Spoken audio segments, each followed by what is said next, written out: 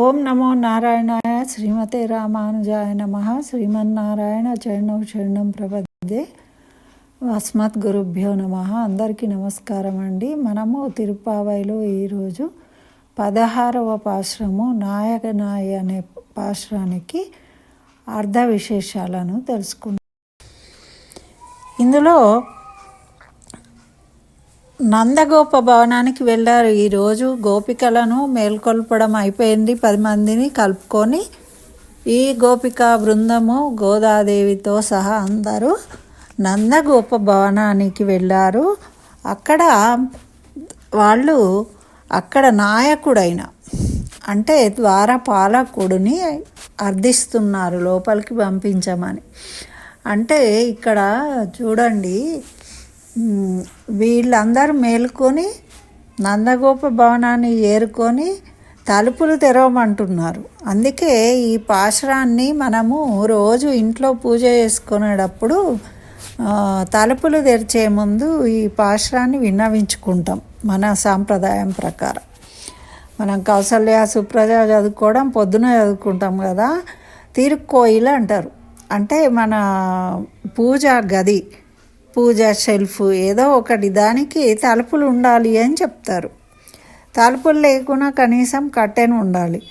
అది తీసేటప్పుడు ఈ పాశురాన్ని విన్నపం చేసుకోవడం అనేది మన సాంప్రదాయం. అంటే తలుపులు తెరిచే ముందు మనము దీన్ని విన్నపం చేసుకోవాలి అని మన పెద్దలు చెప్పారు కాబట్టి ఆ విధంగా చేస్తామన్నమాట. అయితే దీంట్లో ఇది ఒక మణిహారం వంటి పాశురము అని చెప్తూ ఉన్నారంటే ఎంతో సంస్కారవంతమైన సాంప్రదాయ విషయాలు ఈ పాశురం ద్వారా మనకు తెలియజేసింది ఈ గోదాదేవి. చాలా విషయాలు ఉన్నాయండి. చాలా జాగ్రత్తగా వినండి, చక్కగా అర్థం చేసుకోండి. మరి శ్రీకృష్ణుడైతే మధ్య మణిపూస, ఇది ఒక మణిహారము. ఇది మొత్తం మణిహారం అయితే అందులో మేరుపూస ఉంటుంది ఒకటి, అంటే మధ్యలో చక్కగా మెరుస్తూ ఉండేది ఉంటుంది కదా పెద్దగా. అది ఎవరు అంటే శ్రీకృష్ణుడు అన్నమాట. కాబట్టి ఇది చాలా విశేషమైన పాశురంగా చెప్తారు మనకు పెద్దలు. అయితే ఇది ఆచార్య పురుషకారాన్ని తెలియజేసేది.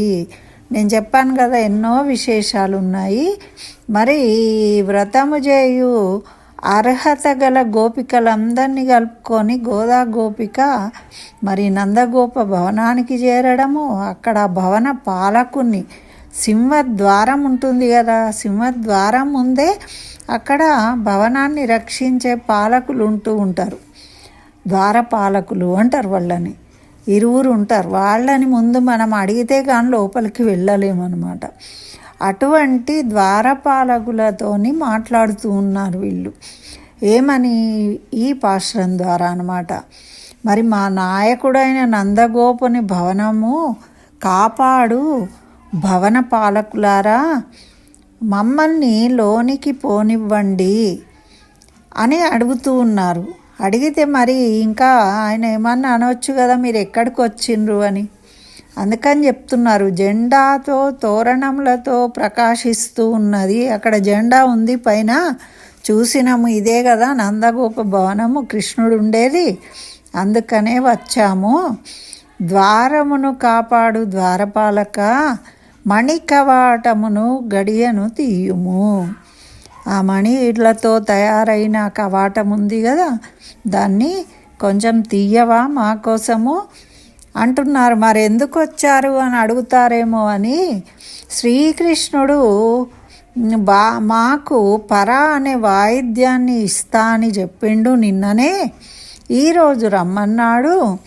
ఆ శ్రీకృష్ణునికి వచ్చి మేము సుప్రభాతం పాడడానికి వచ్చాము పరిశుద్ధులమై.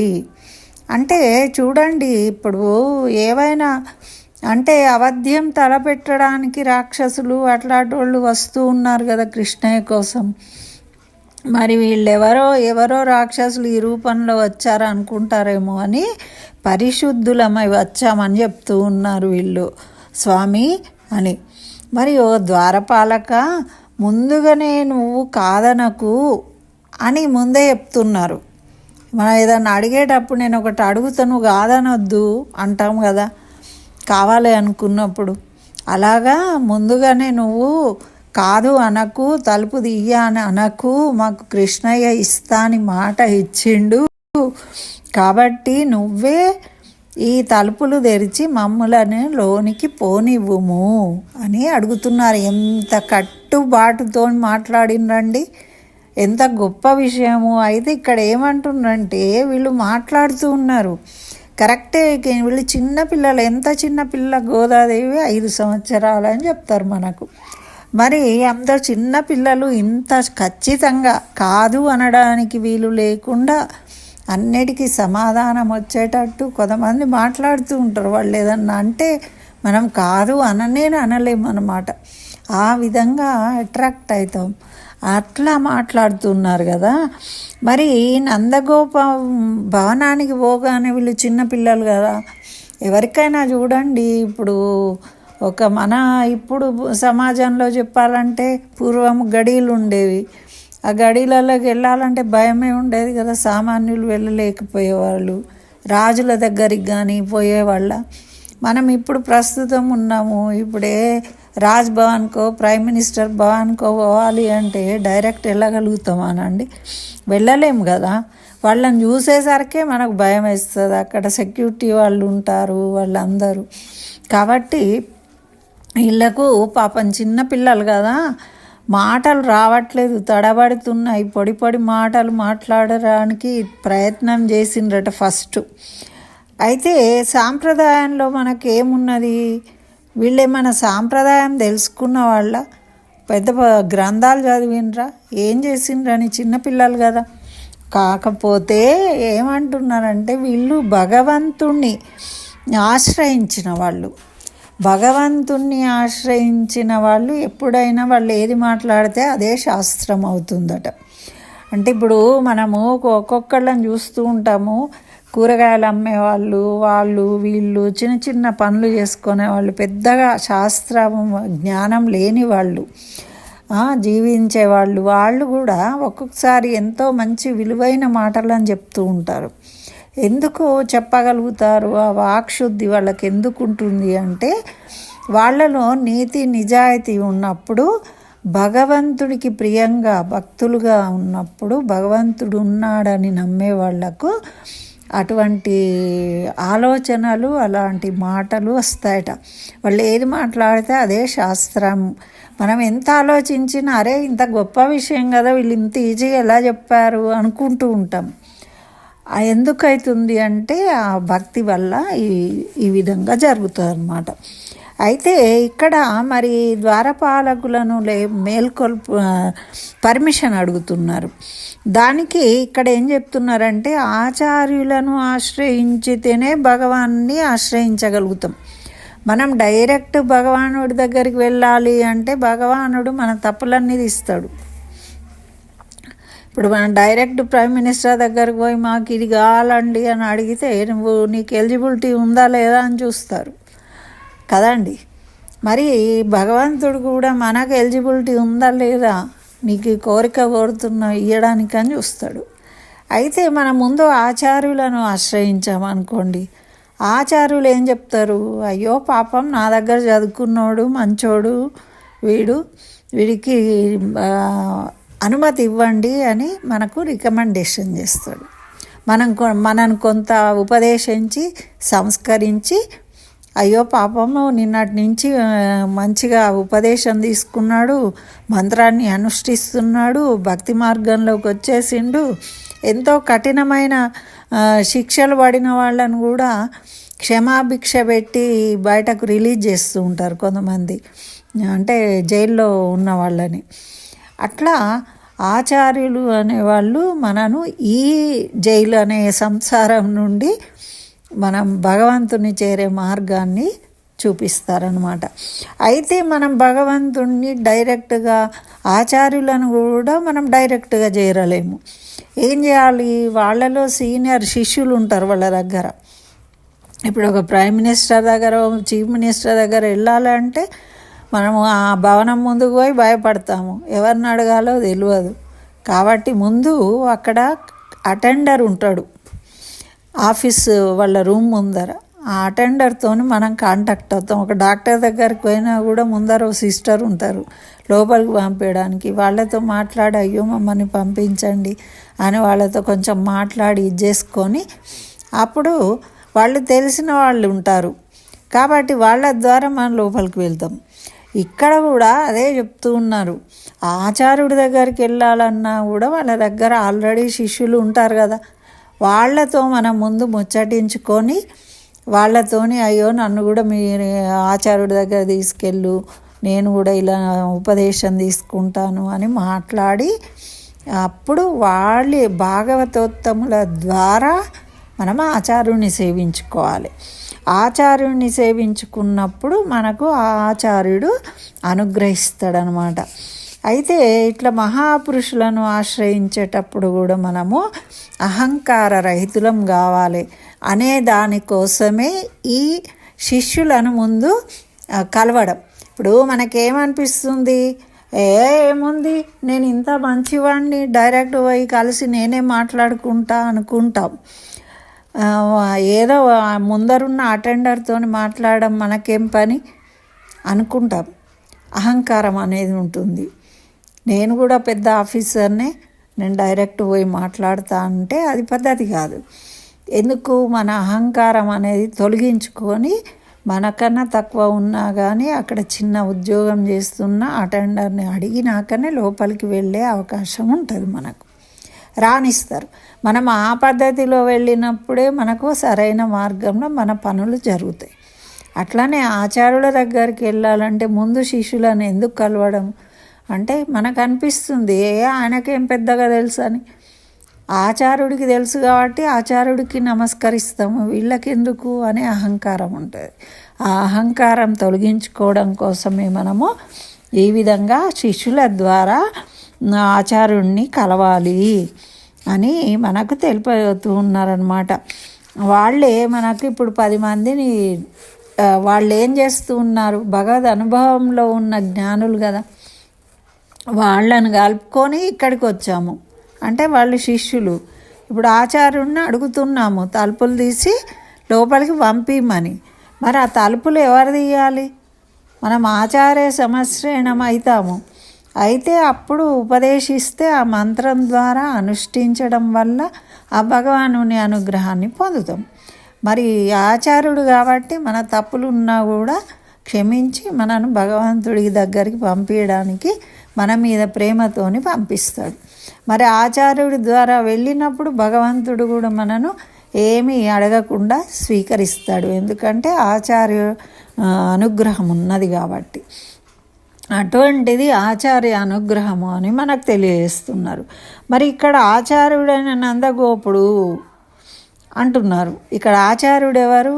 నందగోపుడు. కాబట్టి ముందు ద్వారపాలకులను మనము రిక్వెస్ట్ చేశాము, కాస్త మమ్మల్ని లోపలికి పంపియవయ్యా అని. అట్లా అయితే భగవానుడే రక్షకుడు అని ఓంకారంలో అకారం తెలియజేస్తుంది కదా. ఆ ఓ మా అనే 3 అక్షరాలు కలిసి ఓంకారం అవుతుంది. అయితే ఇప్పుడు ఈ భవనము ఆచార్యుడు అనుకున్నాం కదా నందగోపుల వారిని. మరి ఇక్కడ పతాకం ఉన్నది. ఈ పతాకం ఏంటిది అంటే, అప్పుడు మనం ఏదైనా గుడికి వెళ్తే ముందు శిఖరం కనబడుతుంది, శిఖరం మీద పతాకం ఉంటుంది. ఆ పతాకానికి నమస్కరించుకోవాలి మనం ఫస్ట్.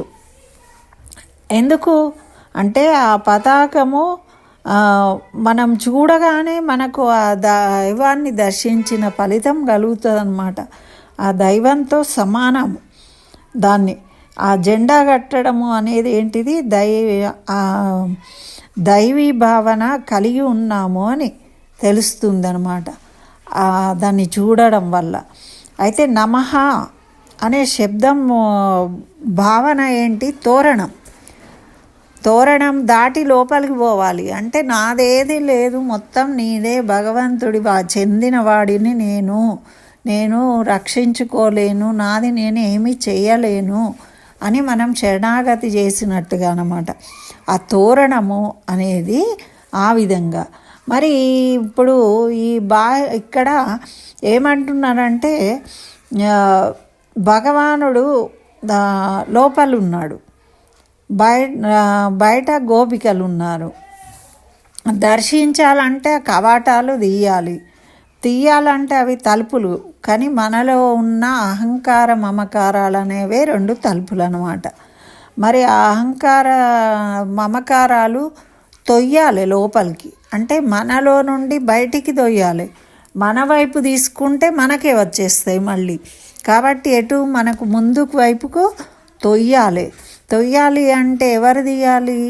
మరి మనమే తీసుకోలేమన్నమాట. మరి ఎప్పుడైనా ఆచార్యులు అనేవారు మనలో ఉన్న అహంకార మమకారాలను తొలగించడము అంటే ఆ గడియను, అంటే మంత్రము ఉపదేశించడం ద్వారా మనలో అహంకార మమకారాలను తొలగించి ఆ కవాటాలను తీసినప్పుడు మనము భగవంతుడిని చేరుకోగలుగుతాం. అయితే ఎట్లా ఉంది అంటే ఇక్కడ నందగోప భవనము బయట ఎక్కడైనా రాజభవనాలు అంటే ముందర మంచిగా అందమైన పూల తోటలు, పెద్ద పెద్ద దర్వాజాలు చూడగానే ఎంతో అందంగా కనిపిస్తూ ఉంటాయి కదా. మరి అటువంటి అందాన్ని చూస్తూ ఉంటే అక్కడనే నిలబడి వాటికి ఆకర్షణకు లోనైన వాళ్ళు లోపలికి వెళ్ళారు, ఇంకా అక్కడే నిలబడి అవే చూసి ఆనందిస్తూ ఉంటారు. మరి ఒక్కసారి ఆ ద్వారం ద్వారా లోపలికి వెళ్ళిన వాళ్ళు భగవంతుణ్ణి దర్శించిన తర్వాత మళ్ళీ బయటికి రాలేరు ఇక. అలాంటి మహిమ కలిగినాయి అన్నమాట. అంటే బాహ్యమైన విషయాల పట్ల ఆసక్తి, అంటే ఈ సంసారంలో ఉన్న విషయాల పట్ల ఆసక్తి ఉన్నవాడు భగవంతుణ్ణి చేరలేడు. భగవంతుణ్ణి చేరాలి అంటే ఆచార్య సంస్కారం ఉండాలి. ఆచార్యుని ద్వారా మనం అహంకారం మమకారాలు తొలగించుకొని లోపలికి వెళ్తే ఆచార్య సమశ్రయణంతో లోపలికి వెళ్ళినప్పుడు భగవంతుణ్ణి దర్శించగానే మనం మళ్ళీ బాహ్యమైన వాటి గురించి మళ్ళీ బయటికి రాము, ఇంకా దానికే అంకితమవుతాం. అంటే నిజమైన భక్తులు ఒకసారి భక్తిగా మారిపోయినరు అంటే వాళ్ళు ఎప్పటికీ భక్తులుగానే ఉంటారు. వేషాలు వేసేవాళ్ళు మారుతూ ఉంటారు, అది మనం గమనించుకోవాలి. ఇక్కడ బయట ఉన్న గోపికలు ఆచార్యుని ద్వారా మన లోపలికి వెళ్ళాలని ద్వారపాలకుడిని విన్నవించుకున్నారు, తలుపులు తీయమని. ఆయన తలుపులు తీసిండు, లోపలికి పంపించాడు, వీళ్ళు వెళ్ళారనమాట. ఇది ఈరోజు జరిగింది. అయితే ఇక్కడ ఆచార్యులు ద్వారానే మనం వెళ్ళగలుగుతాము అన్నదానికి ఒక చిన్న కథ చెప్పారు. ఏంటి అంటే సింహాచలం మహాపుణ్యక్షేత్రం తెలుసు కదా, అక్కడ కృష్ణమాచార్యులు అనే మహాభక్తుడు ఉండేవాడు అనమాట. ఆయన పాడుతూ ఉంటే సింహాద్రినాథుడే వచ్చి నాట్యం చేసేవాడట. అయితే ఈయన రోజు రాత్రికి పాట పాడేవాడు, సింహాచలం స్వామియే వచ్చి నాట్యం చేసేవాడు. అయితే ఒకసారి రామాంజుల వారు తన శిష్యులతోని సింహాచలానికి వెళ్ళిండ్రు, దేశయాత్ర చేసిండ్రు కదా. అప్పుడు కృష్ణమాచార్యుల వారు వారిని చూడనట్టు వెళ్ళిపోతూ ఉన్నారట. అంటే భగవానుడే వశమై ఉన్నప్పుడు ఈ సన్యాసితో నాకేం పని అని కనీసం నమస్కరించకుండా లోపలికి వెళ్ళిపోయిండట. అయితే రామాంజుల వారు జాలి అనిపించింది ఆయనను చూస్తూ ఉంటే. ఏం మాట్లాడారు కదా ఆచార్యులు, ఎప్పుడైనా మనం ఆశ్రయిస్తే మనకు ఉపదేశిస్తారు, కానీ మన సాంప్రదాయంలో ఎవరిని బలవంతంగా మార్చుకోరు. అట్లా ఆ సమయంలో సింహాద్రినాథుడు సాక్షాత్కరించిండట. రామాంజులకు మోక్షం గలదా లేదా అడిగి రమ్మని చెప్పిండట. ఈ కృష్ణమాచార్యులకు రామాంజులు మాట్లాడి ఏమన్నారు, మీరు రోజు నరసింహస్వామి మీకు ప్రత్యక్షం అవుతాడు కదా, మరి రామాంజులకు మోక్షం ఉందా లేదా అడిగి రండి, కొంచెం నాకు తెలపండి అని అడిగిండ్రట. అడిగితే కృష్ణమాచార్యులు సరే అయ్యో అదెంత పని, మా ఫ్రెండే కదా నరసింహస్వామి రోజు నాకు కలుస్తూ ఉంటాడు, సరే తప్పకుండా అడుగుతాను అని ఏం చేసిండు, ఒక నవ్వు నవ్వి ఆ రాత్రి సింహాద్రినాథునికి ఆ పాట పాడేటప్పుడు కాస్త ముచ్చటించారట. రామాంజుల ప్రార్థనను తెలియజేసిండ్రట. అప్పుడు ఆ రామాంజులు ఇచ్చిన వారికే మోక్షం వచ్చును కానీ ఇతరులకు లేదు అని చెప్పారట సింహాద్రినాథులు. అంటే రామానుజులకు మోక్షం రావడం కాదు, రామానుజుల దగ్గర ఎవరు ఉపదేశం తీసుకున్నారో అటువంటి శిష్యులకు తప్పకుండా మోక్షం వస్తుంది, వేరే వాళ్లకు రాదు అని చెప్పారట. అప్పుడు ఆ కృష్ణమాచార్యుల గారికి రామాంజుల యొక్క గొప్పతనం అనేది తెలిసింది. సిగ్గుపడ్డారట. అయ్యో నేను ఎంత పొరపాటు చేసినా అని ఆ రామాంజుల వారి దగ్గరికి వెళ్ళి క్షమాపణ కోరి వాళ్ళ శిష్యులైపోయినరట. అందుచే ఆచార్యుడే జీవులను పరమపదమునకు నడిపించే నాయకుడు. కాబట్టే ఇప్పుడు ఇక్కడ మనను లోపలికి పంపించే నాయకుడు ఆ ద్వారపాలకుడు. కాబట్టి వాళ్లను రిక్వెస్ట్ చేసి మన గోదా బృందం వాళ్ళు మొత్తానికి లోపలికి చేరిండ్రు ఈ పాసురం ద్వారా. ఇది మరి రేపు పాసురంలో ఇంకా ఎవరిని మేల్కొల్పుతారో తెలుసుకుందాం. మరి ఆండాళ్ దివ్య తిరువడిగలే శరణం, ఆచార్య దివ్య తిరువడిగలే శరణం.